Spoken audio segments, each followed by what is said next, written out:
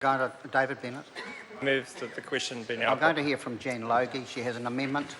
Thank you, Mr Chair. It's a pleasure I rise to speak to an SOP that we've added to introduce a income tax fringe benefit tax exemption for electric vehicles and public transport. And I think this is very, very timely, considering the talks that are happening in Paris at the moment around this is exactly on topic, Mr Chair.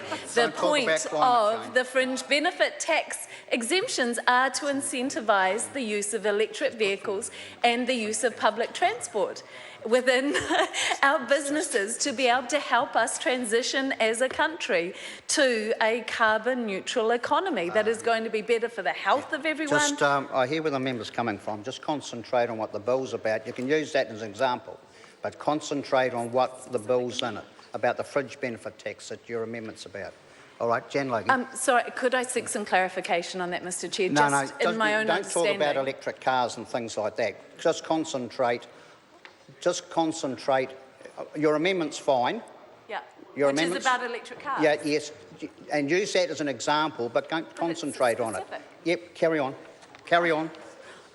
I'm sorry, Mr Chair. This is possibly me being obtuse, but the SOP is specifically about electric cars and public transport, so I'm not sure how I can make that an example, because that's what it's about, Mr Chair. So I will try and speak to this. Because New Zealand, 20% of our greenhouse gas emissions come from pollution from transport.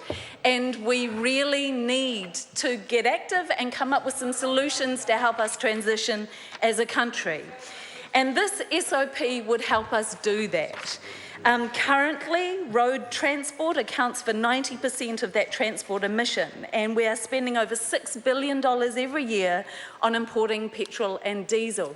These are things we could change if we incentivised businesses to use electric cars and encourage their staff members to use public transport. So this is at the heart of what this bill is about, is that for very, very little cost to our tax system, we can encourage businesses to start buying electric cars and to help change our car fleet in the country as a consequence. This SOP puts the fringe benefit tax exemption into place for 7 years for electric cars, to give the businesses the incentive to start changing their fleets, which in turn, the great, one of the flow-on benefits of this, I think, would be is when they turn over their cars, they will be introducing electric cars into our second-hand car market in New Zealand and enabling more New Zealanders to be able to go electric, to clean up our emissions and to improve the health of New Zealand, which surely is win-win. The fringe benefit tax exemption for public transport doesn't have a time limit on it with this amendment, because that has no time limit, and we would hope that businesses would take that opportunity to encourage their staff to use public transport into perpetuity. And that, sadly, at the moment, very few of them do that, so that there isn't likely to be a huge cost to it.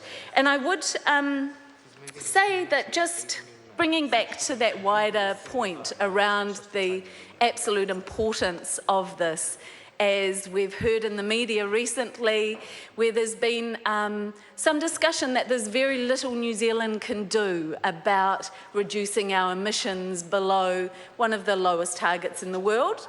This proves that there is a lot we can do, Mr Chair, because one small amendment to this bill, or two small amendments to this bill, to put in a fringe benefit tax exemption for electric cars and public transport, would potentially shift our culture and business practice to put us on that road to a low carbon future that is about protecting the well-being of our communities right now and business bottom lines and the future of our country and this planet. And I really hope members in this House will look at this bill because I call Alistair Scott. I move the